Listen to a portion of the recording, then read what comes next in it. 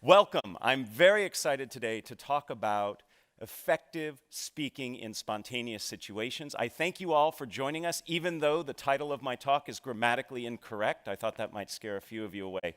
But I learned teaching here at the business school, catching people's attention is hard, so something as simple as that I thought might draw a few of you here. So this is going to be a highly interactive and participative workshop today. If you don't feel comfortable participating, that's completely fine, but do know I'm going to ask you to talk to people next to you. There'll be opportunities to stand up and practice some things, because I believe the way we become effective communicators is by actually communicating. So let's get started right away. I'd like to ask you all to read this sentence, and as you read this sentence, what's most important to me is that you count the number of F's that you find in this sentence. Please count the number of F's. Keep it quiet to yourself.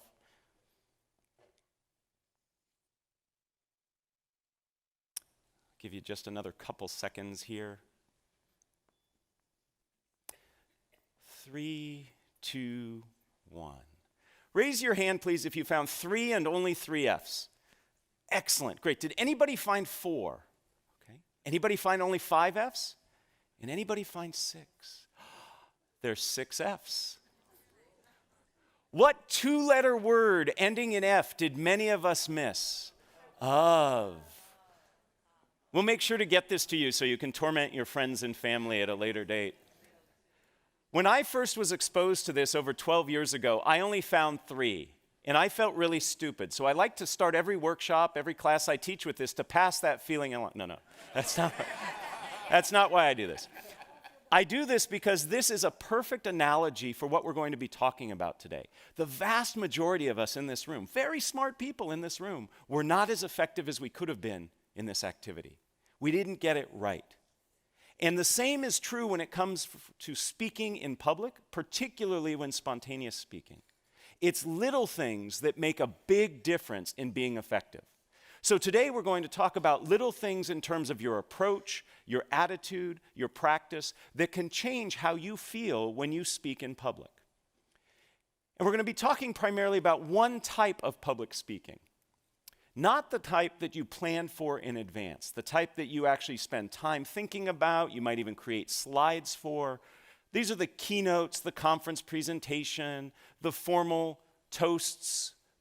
That's not what we're talking about today. We're talking about spontaneous speaking. When you're in a situation that you're asked to speak off the cuff and in the moment. What we're going through today is actually the result of a workshop I created here for the business school. Several years ago, a survey was taken among the students, and they said, what are things we could do to help make you more successful here? And at the top of that list was this notion of responding to cold calls. Does everybody know what a cold call is? It's where the mean professor like me looks at some students and says, what do you think? And there was a lot of panic and a lot of silence. So as a result of that, this workshop was created, and a vast majority of first-year students here at the GSB go through this workshop. So I'm going to walk you through sort of a hybrid version of what they do. The reality is that spontaneous speaking is actually more prevalent than planned speaking. Perhaps it's giving introductions. You're at a dinner and somebody says, you know so-and-so, would you mind introducing them? Maybe it's giving feedback in the moment. Your boss turns to you and says, would you tell me what you think? It could be a surprise toast. Or finally, it could be during the Q&A session. And by the way, we will leave plenty of time at the end of our day today for Q&A. I'd love to hear the questions you have about this topic or other topics related to communicating. So our agenda is simple. In order to be an effective communicator, regardless of if it's planned or spontaneous, you need to have your anxiety under control. So we'll start there. Second, what we're going to talk about is some ground rules for the interactivity we'll have today, and then finally we're going to get into the heart of what we will be covering. And again, as I said, lots of activity, and I invite you to participate. So let's get started with anxiety management. 85% of people tell us that they're nervous when speaking in public, and I think the other 15% are lying. Okay? We could create a situation where we could make them nervous too. In fact, just this past week, a study from Chapman University asked Americans, what are the things you fear most? And among being caught in a surprise terrorist attack, having your identity stolen, was public speaking. Among the top 5 was speaking in front of others. This is a ubiquitous fear and one that I believe we can learn to manage. And I use that word manage very carefully because I don't think we ever want to overcome it. Anxiety actually helps us. It gives us energy, helps us focus, tells us what we're doing is important, but we want to learn to manage it. So I'd like to introduce you to a few techniques that can work, and all of these techniques are based on academic research. But before we get there, I'd love to ask you, what does it feel like when you're sitting in the audience watching a nervous speaker present? How do you feel? Just shout out a few things. How do you feel? Uncomfortable. I heard many of you going, yes, uncomfortable. It feels very awkward, doesn't it? So what do we do? Now, a couple of you probably like watching somebody suffer, okay? But most of us don't. So what do? We sit there and we nod and we smile, or we disengage. And to the nervous speaker looking out at his or her audience, seeing a bunch of people nodding or disengaged, that does not help, okay? So we need to learn to manage our anxiety, because fundamentally, your job as a communicator, regardless of if it's planned or spontaneous, is to make your audience comfortable. Because if they're comfortable, they can receive your message. And when I say comfortable, I am not referring to the fact that your message has to be sugar-coated and nice for them to hear. It can be a harsh message, but they have to be in a place where they can receive it. So it's incumbent on you as a communicator to help your audience feel comfortable. And we do that by managing our anxiety. So let me introduce you to a few techniques that I think you can use right away to help you feel more comfortable. The first has to do with when you begin to feel those anxiety symptoms. For most people, this happens in the initial minutes prior to speaking. In this situation, what happens is many of us begin to feel whatever it is that happens to you. Maybe your stomach gets a little gurgly, maybe your legs begin to shake, maybe you begin to perspire. And then we start to say to ourselves, oh my goodness, I'm nervous. Uh-oh, they're going to tell I'm nervous. This is not going to go well. And we start spiraling out of control. So research on mindful attention tells us that when we begin to feel those anxiety symptoms, we simply greet our anxiety and say, hey, this is me feeling nervous. I'm about to do something of consequence. And simply by greeting your anxiety and acknowledging it, that it's normal and natural. Heck, 85% of people tell us they have it. You actually can stem the tide of that anxiety spiraling out of control. It's not necessarily going to reduce the anxiety, but it will stop it from spinning up. So the next time you begin to feel those anxiety signs, take a deep breath and say, this is me feeling anxious. I notice a few of you taking some notes. There's a handout that will come at the end that has everything that I'm supposed to say, okay? Can't guarantee I'm going to say it, but you'll have it there. In addition to this approach, a technique that works very well, and this is a technique that I helped do some research on way back when I was in graduate school, has to do with reframing how you see the speaking situation. Most of us, when we are up presenting, planned or spontaneous, we feel that we have to do it right, and we feel like we are performing. How many of you have ever acted, done singing or dancing? I'm not going to ask for performances now. Okay, many of you have. We should note that we could do next year maybe a talent show of alums. It looks like we got the talent there. That's great. So when you perform, you know that there's a right way and a wrong way to do it. If you don't hit the right note or your right line at the right time, at the right place, you've made a mistake. It messes up the audience. It messes up the people on stage. But when you present, there is no right way. There's certainly better and worse ways, but there is no one right way. So we need to look at presenting as something other than performance. And what I'd like to suggest is what we need to see this as is a conversation. Right now, I'm having a conversation with 100+ people rather than saying I'm performing for you. But it's not enough just to say this is a conversation. I want to give you some concrete things you can do. First, start with questions. Questions by their very nature are dialogic. They're two-way. What was one of the very first things I did here for you? I had you count the number of F's and raise your hands. I asked you a question. That gets your audience involved. It makes it feel to me as the presenter as if we are in conversation. So use questions. They can be rhetorical. They can be polling. Perhaps I actually want to hear information from you. In fact, I use questions when I create an outline for my presentations. Rather than writing bullet points, I list questions that I'm going to answer, and that puts me in that conversational mode. If you were to look at my notes for today's talk, you'll see it's just a series of questions. Right now, I'm answering the question, how do we manage our anxiety?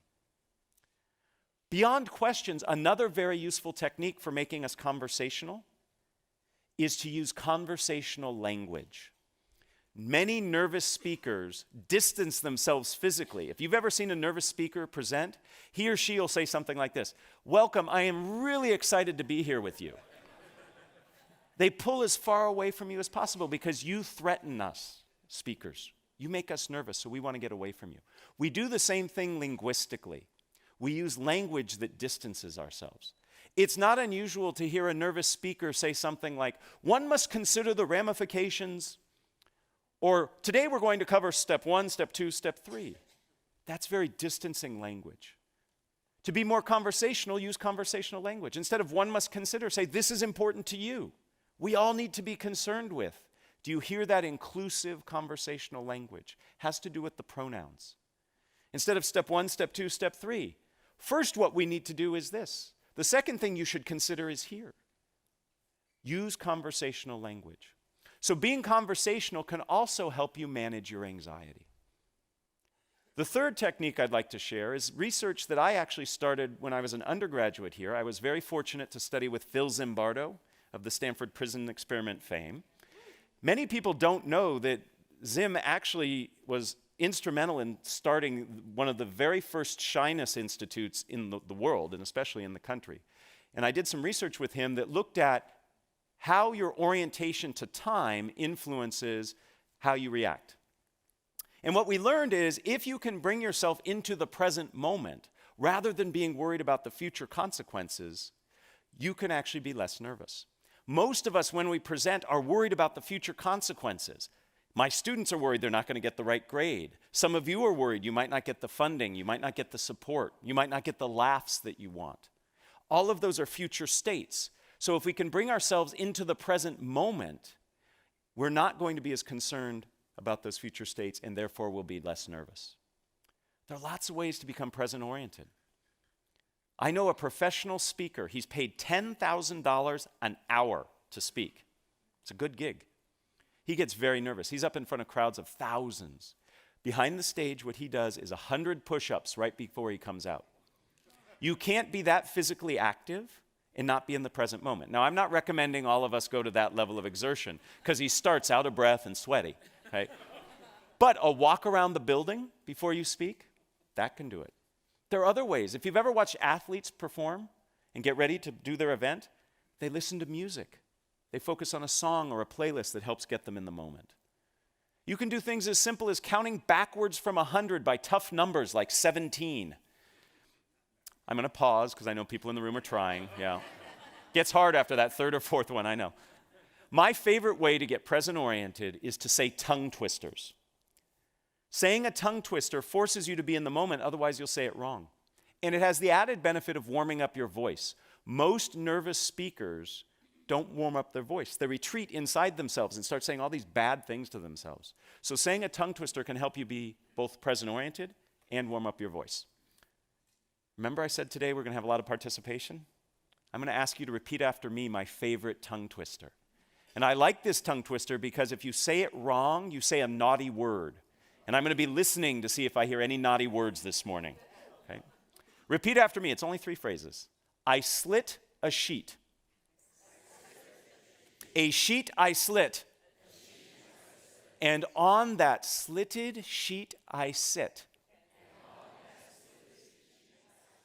Oh, very good. No shits. Excellent. Very good. Now, in that moment, you weren't worried about, I'm in front of all these people, this is weird, this guy's having me do this. You were so focused on saying it right and trying to figure out what the naughty word was that you were in the present moment. That's how easy it is. So it's very possible for us to manage our anxiety. We can do it initially by greeting the anxiety when we begin to feel those signs. We can do it when we reframe the situation as a conversation. and we do it when we become present-oriented. Those are 3 of many tools that exist to help you manage your anxiety. If you have questions about other ways, I'm happy to chat with you. And at the end, I'm going to point you to some resources that you can refer to help you find additional sources for you. So let's get started on the core part of what we're doing today, which is how to feel more comfortable speaking in spontaneous situations. Some very simple ground rules for you. First, I'm going to identify 4 steps that I believe are critical to becoming effective at speaking in a spontaneous situation. With each of those steps, I'm going to ask you to participate in an activity. None of them are more painful than saying the tongue twister out loud. They may require you to stand up, they might require you to talk to the person next to you, but none of them are painful. And then finally, I'm going to conclude with a phrase or saying that comes from the wonderful world of improvisation. Through the continuing studies program here at Stanford, for the past 5 years, I have co-taught a class with Adam Tobin. He is a lecturer in the creative arts department. He teaches film and new media, and he's an expert at improv. And we've partnered together to help people learn how to speak more spontaneously. We call it improvisationally speaking. And Adam has taught me wonderful phrases and ideas from improv that I want to impart to you that really stick. That's why I'm sharing them with you, to help you remember these techniques. And again, at the end of all this, you'll get a handout that has this listed. So let's get started. The very first thing that gets in people's way when it comes to spontaneous speaking is themselves. We get in our own way. We want to be perfect. We want to give the right answer. We want our toast to be incredibly memorable. These things are burdened by our effort, by our trying. The best thing we can do, the first step in our process, is to get ourselves out of the way. Easier said than done. Most of us in this room are in this room because we are type A personalities. We work hard, we think fast, we make sure that we get things right. But that can actually serve as a disservice as we try to speak in the moment. I'd like to demonstrate a little of this for you, and I need your help to do that. So we're going to do our first activity. We are going to do an activity that's called Shout the Wrong Name. In a moment, if you are able and willing, I'm going to ask you to stand. And I am going to ask you for about 30 seconds to look all around you in this environment, and you are going to point at different things. And I know it's rude to point, but for this exercise, please point. I want you to point to things, and you are going to call the things you are pointing to out loud anything but what they really are. So I might point to this and say refrigerator. I might point to this and say cat. I am pointing to anything in your environment around you. It can be the person sitting next to you, standing next to you. You will just shout, and shouting is important, the wrong name. So in a moment, I'm going to ask you to stand and do that. Please raise your hand if you already have the first 5 or 6 things you're going to call out. Yeah, that's what I'm talking about. We stockpile. You all are excellent game players. I told you the game. Shout the wrong name. And you have already begun figuring out how you're going to master the game. That's your brain trying to help you get it right. I'd like to suggest the only way you can get this activity wrong is by doing what you've just done. Okay? There is no way to get this wrong. Okay? Even if I call this a chair, no penalty will be bestowed upon you. Okay? Because I won't know what you were pointing at. You could have been pointing at the floor under the chair, and you called the floor the chair, and you were fine. The point is, we are planning and working to get it right, and there is no way to get it right. Just doing it gets it right. Okay, so let's try this now. We're going to play this game twice. Again, it's for 30 seconds. If you are willing and able, will you please stand up? You can do this seated, by the way, but if you're willing and able, let's stand up. Okay, in a moment, I am about to say go, and I would like for you to point at anything around here, including me. It's okay to point at me. I hope it's not a bad thing you say when you point at me, but point at different things and loudly and proudly call them different than what they are. Ready? Begin. Porcupine, California, salt shaker, car, library, tennis racket, purple, orange, putrid. Hello. Time.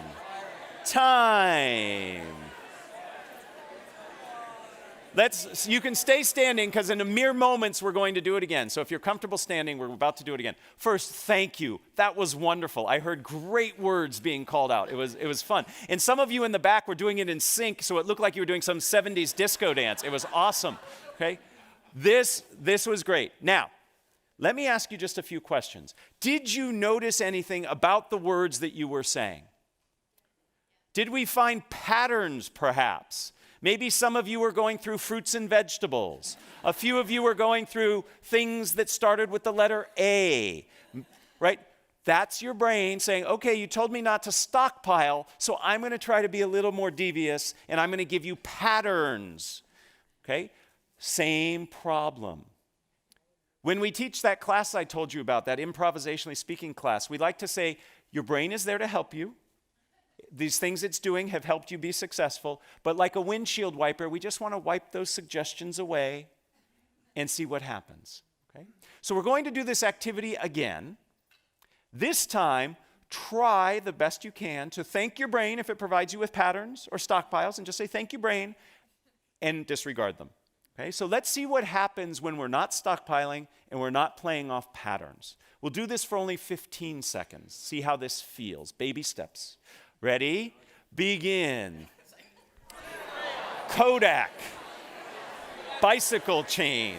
Skateboard. Bananas. Purple. Putrid.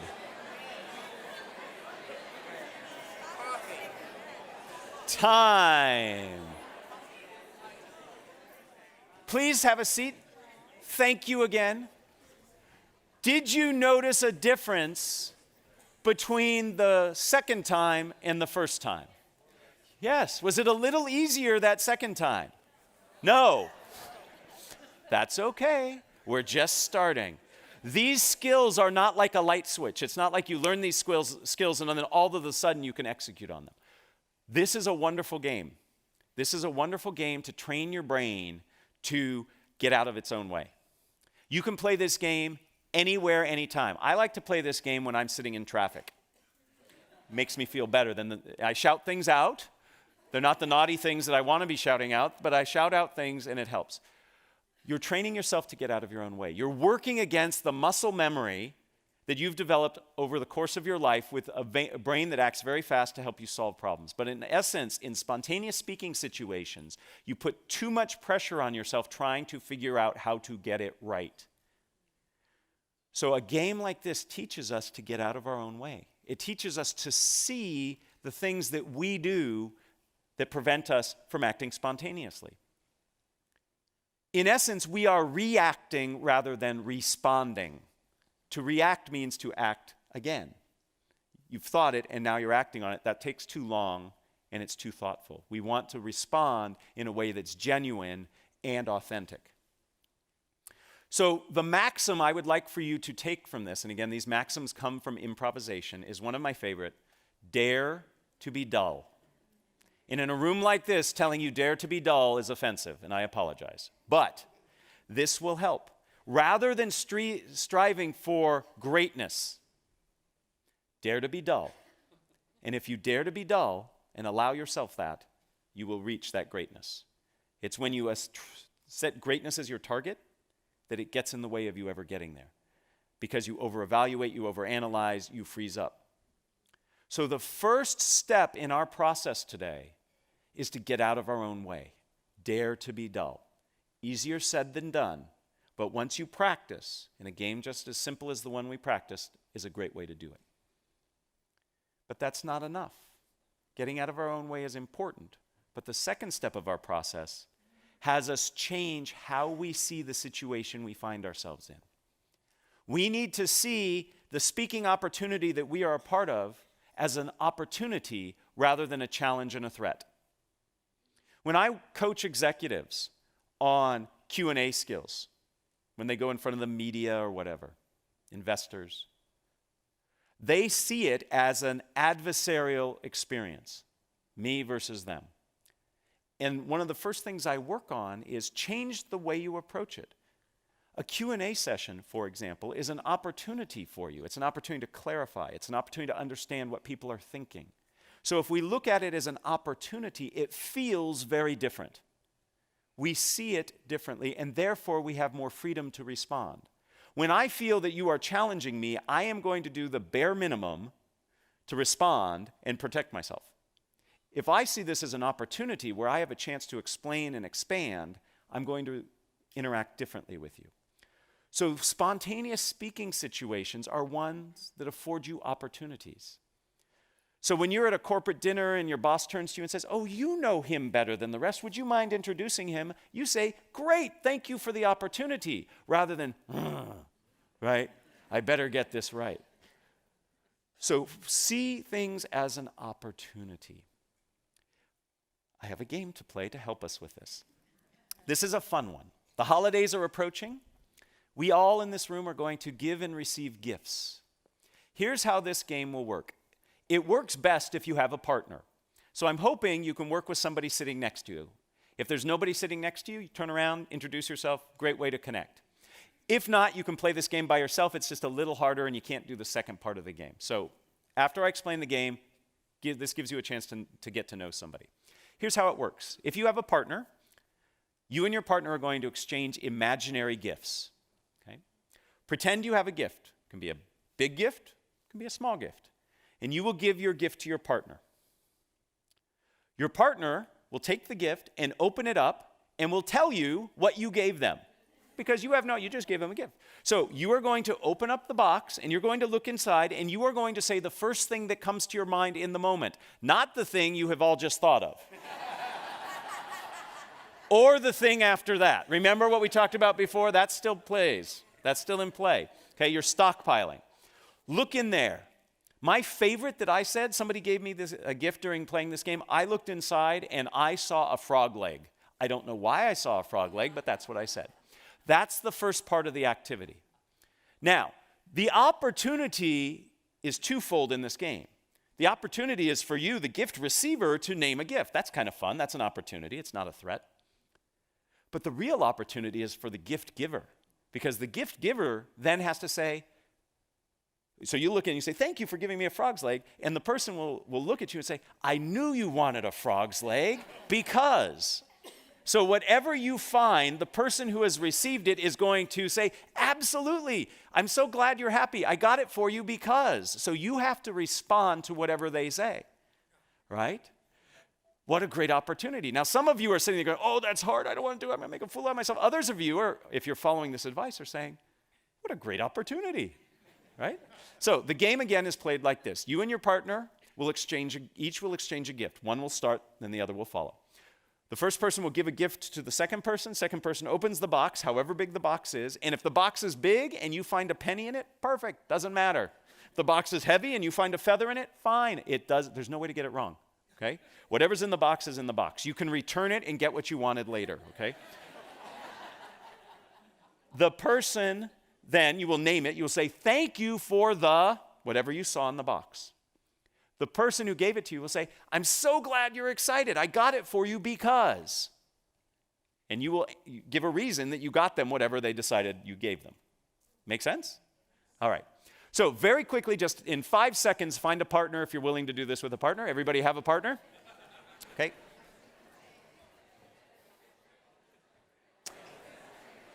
All right. In your partnerships,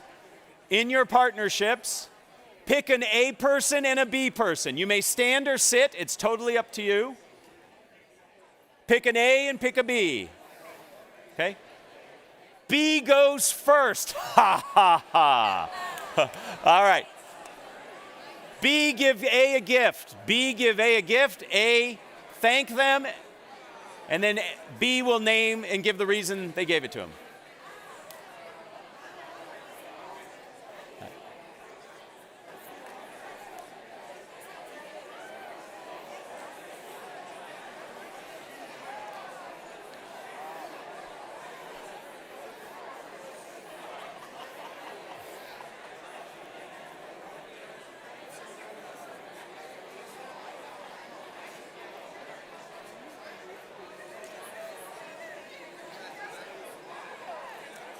If you have not switched, switch, please. If you have not switched, switch, please.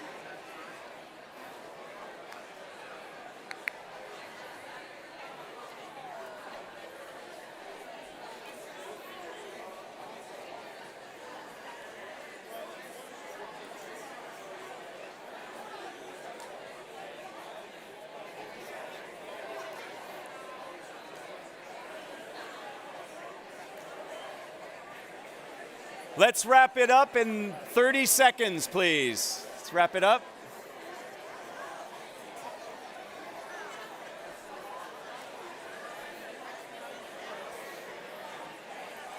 All right, if we can all have our seats.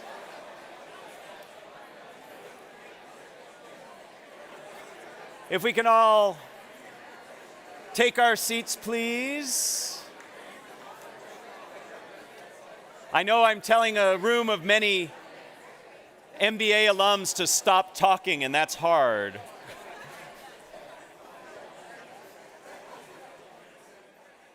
All right, ladies and gentlemen, did you get what you wanted? Pretty neat, huh? You always get what you want. Now, for some of you, this was really hard because you were really taking the challenge and not seeing what was in the box until you looked in there. Okay? Was anybody surprised by what you found in the box? What did you find, sir? What was in the box? What? Wow. Nice. Nice. If you've got a Ferrari, you need a transmission. I like it. Who else found something that was surprising? What did you find? A live unicorn. That's a great gift, right? How was it as the gift giver? Were you surprised at what your partner found in the box? Isn't it interesting that when we give an imaginary gift, knowing that the person's going to name it, we already have in mind what they're going to find?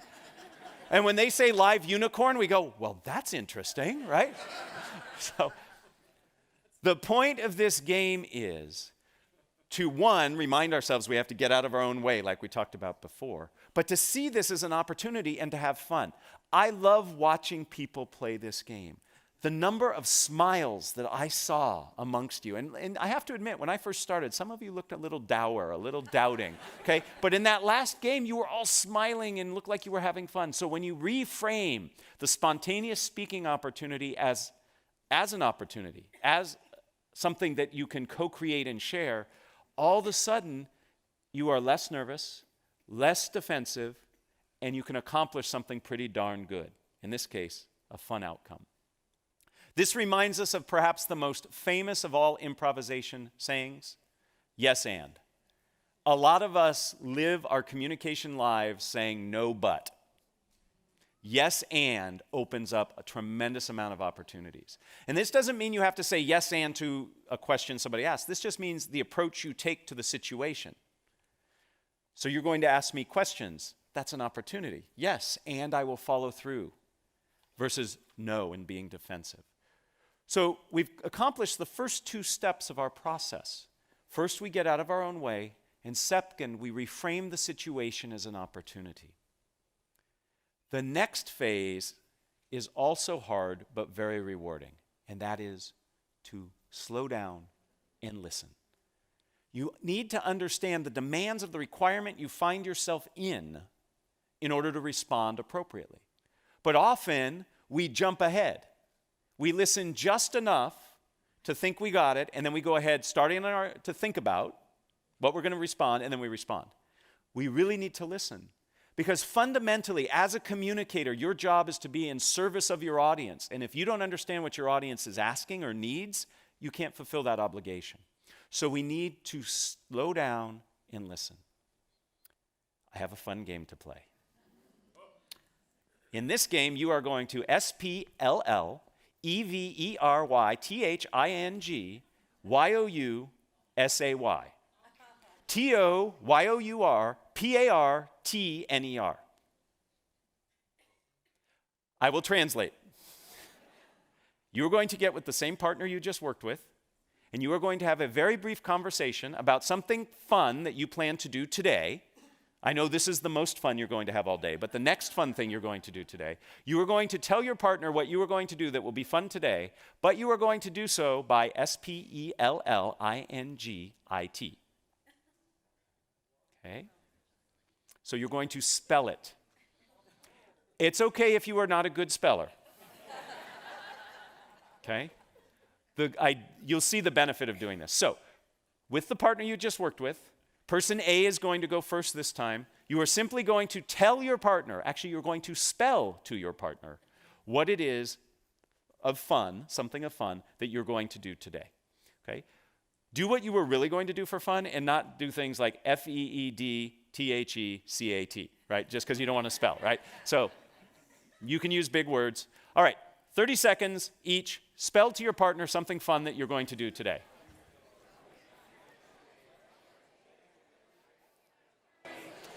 Would you like to play? Go ahead. Gothegame. Oh my goodness, say it again. Spell it again. Yep. Yep.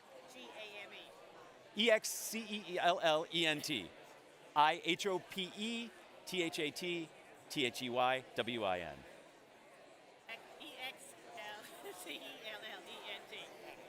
Thank you. That was very good. Thank you.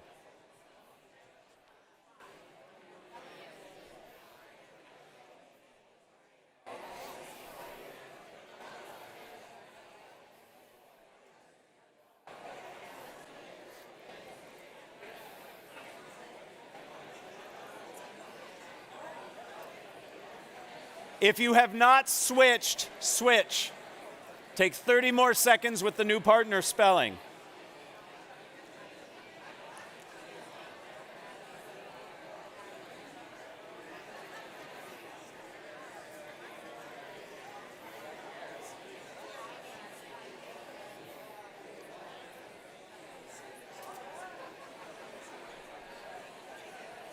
GREAT exclamation point. THANKYOU PLEASE TAKEYOURSEAT.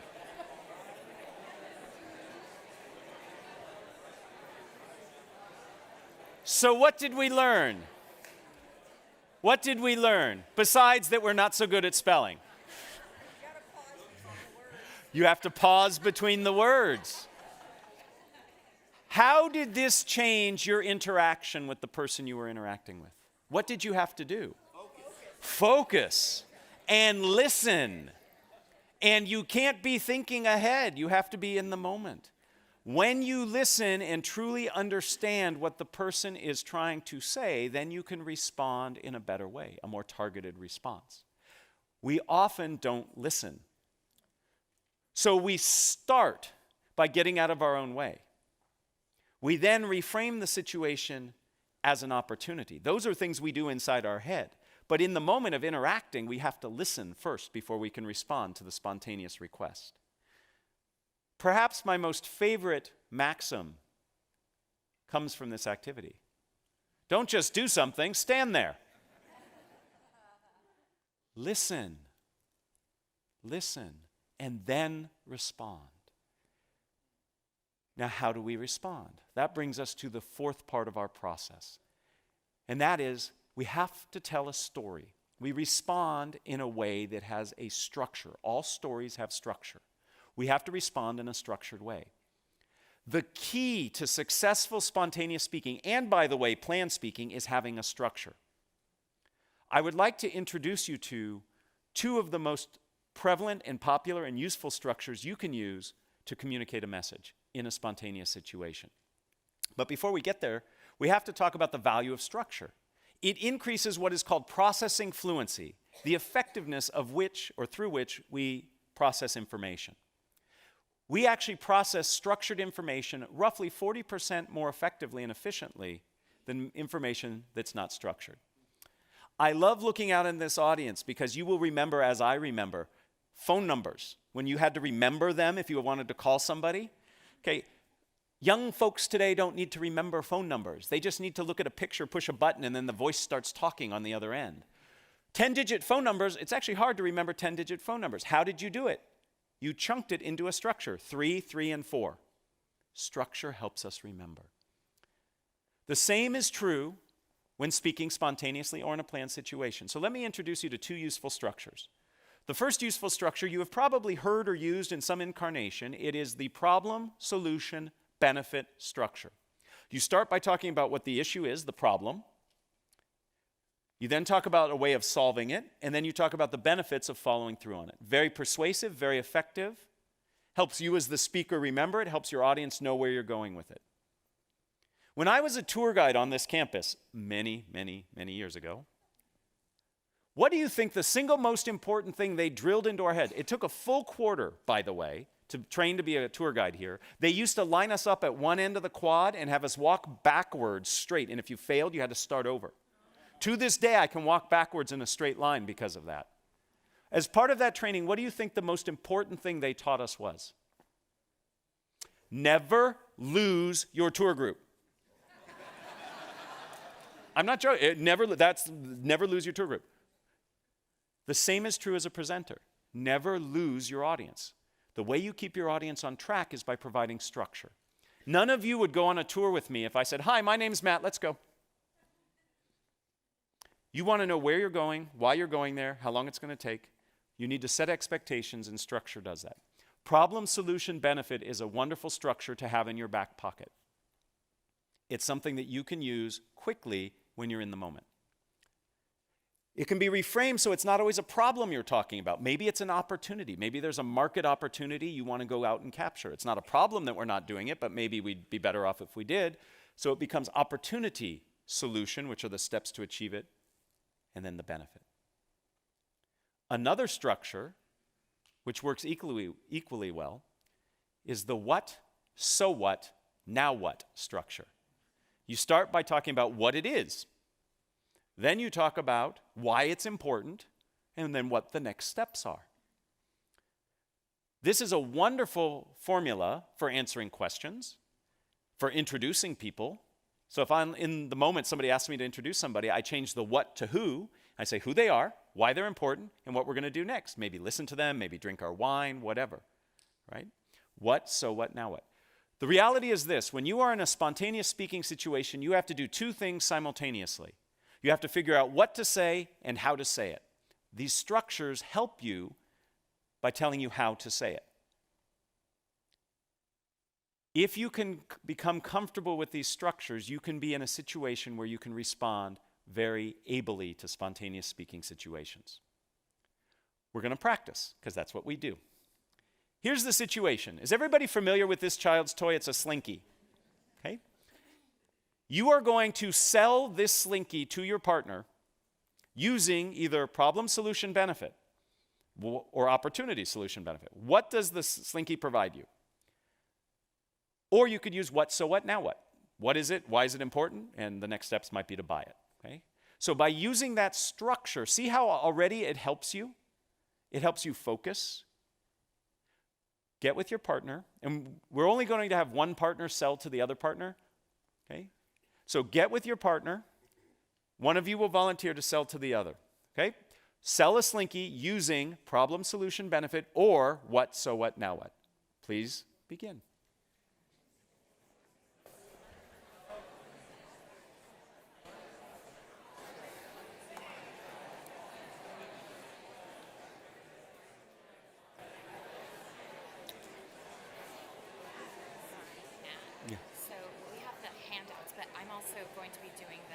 The microphone?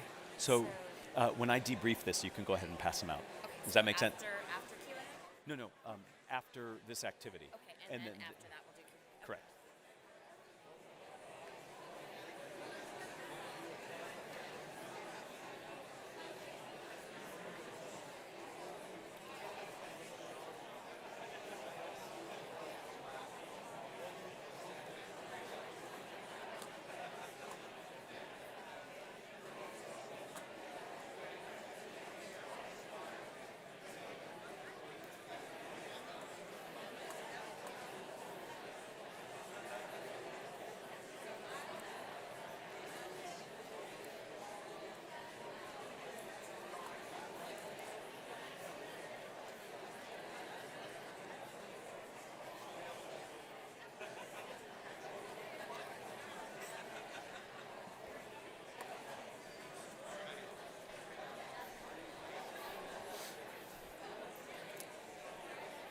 30 more seconds, please.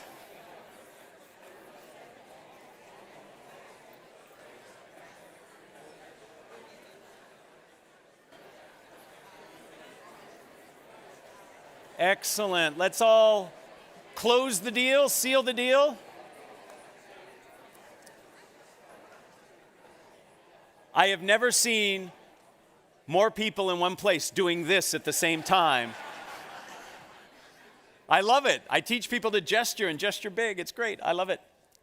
So if you were the recipient of the sales pitch, thumbs up. Did they do a good job? Did they use the structure?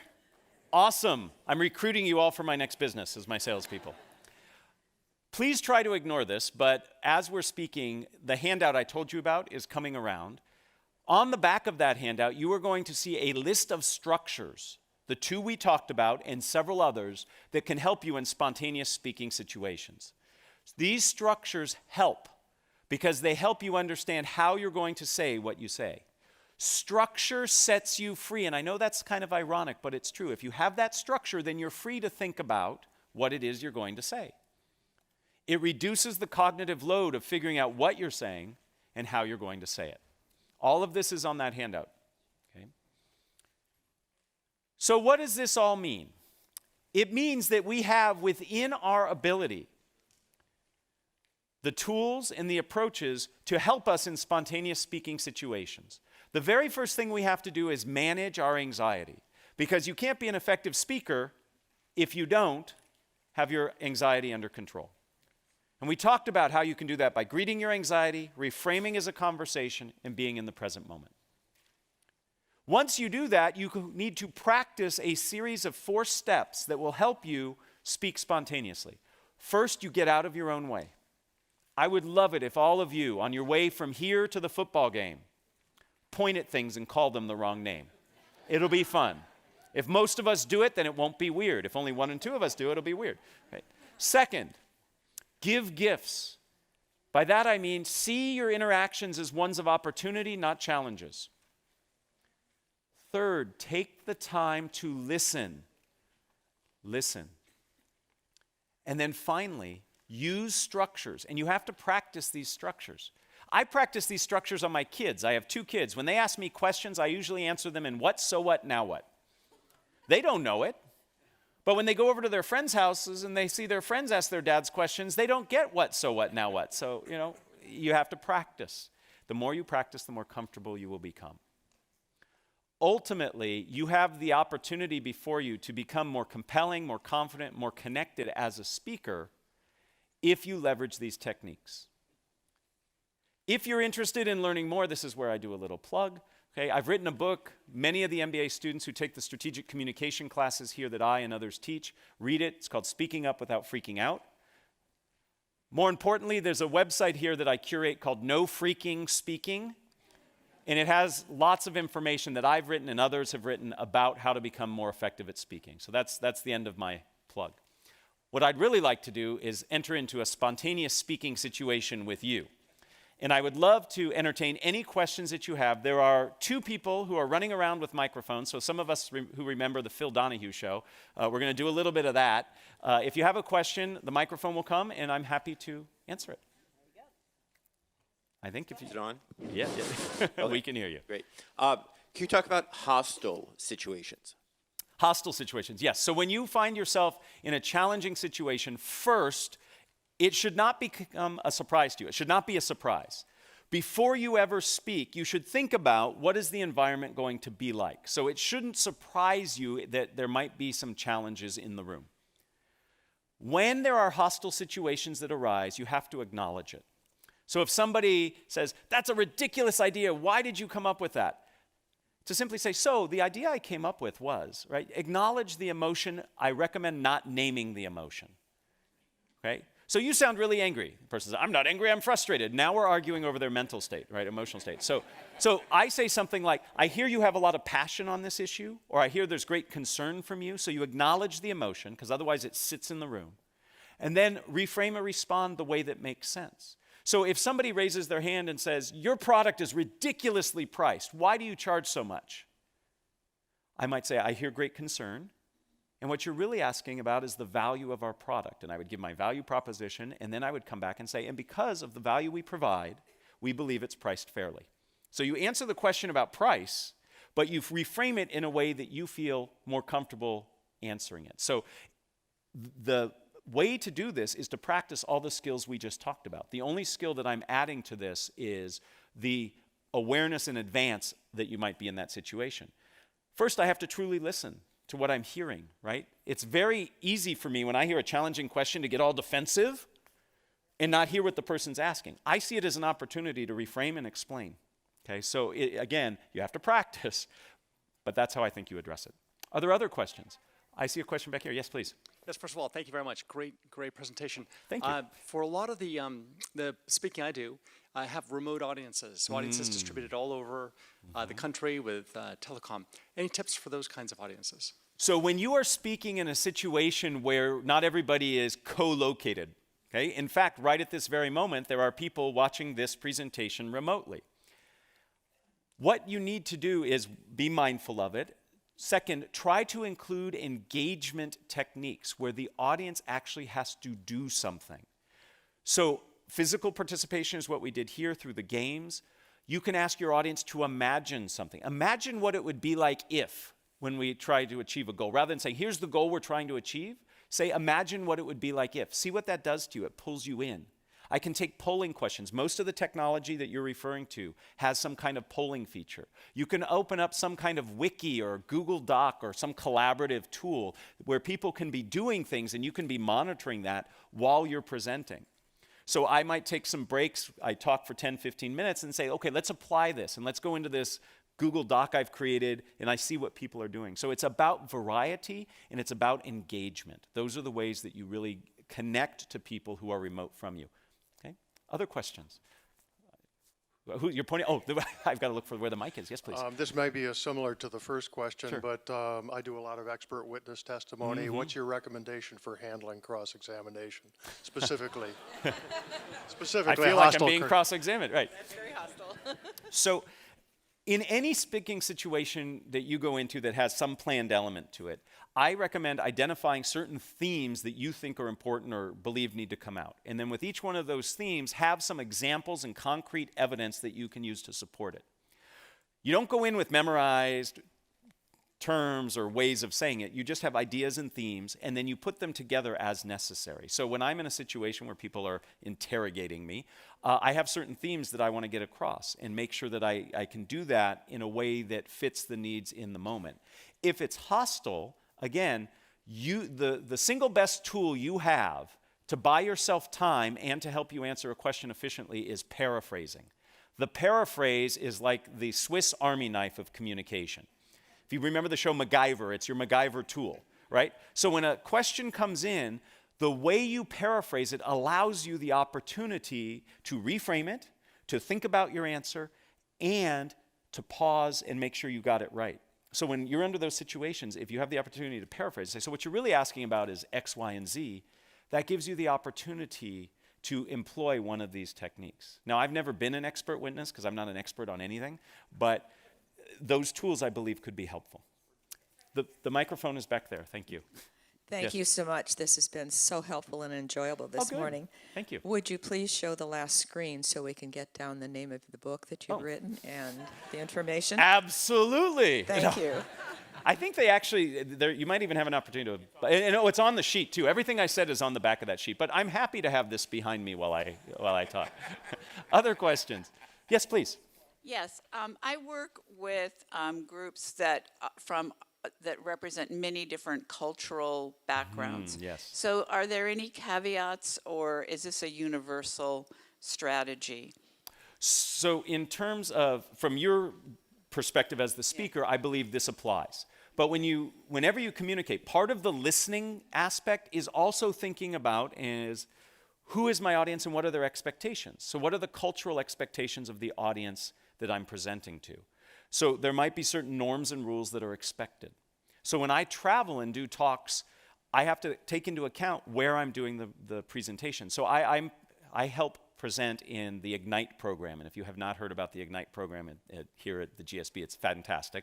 And I just did a presentation standing in one of these awesome classrooms that have all these cameras, and I just taught 35 people in Santiago, Chile. Right?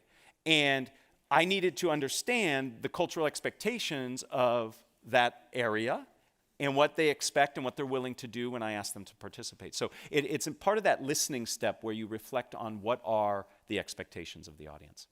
I think we have time for 2 more questions, and then I'm going to hang around afterwards if anybody has individual questions, but some of these folks really want me to keep on schedule. Yes, please. I wanted to ask a question. One of the things that you've done effectively in your talking, and I've seen other effective speakers do, is interject humor in their talk.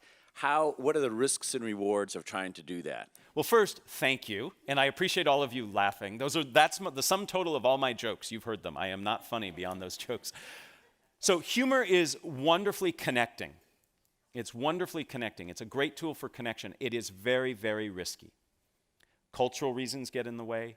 Sometimes what you think is funny isn't funny to other people.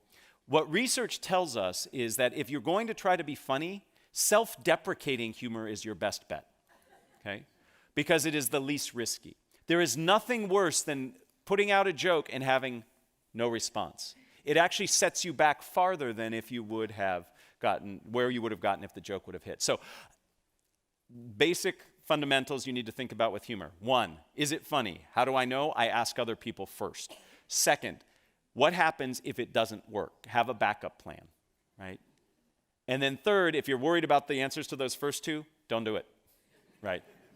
One last question, please. The microphone is right here. And then, like I said, I will hang around afterwards. Yes, please. I am sort of on the opposite side of this since I am a journalist and I frequently have to ask spontaneous questions of people who have been through media training. Yes. So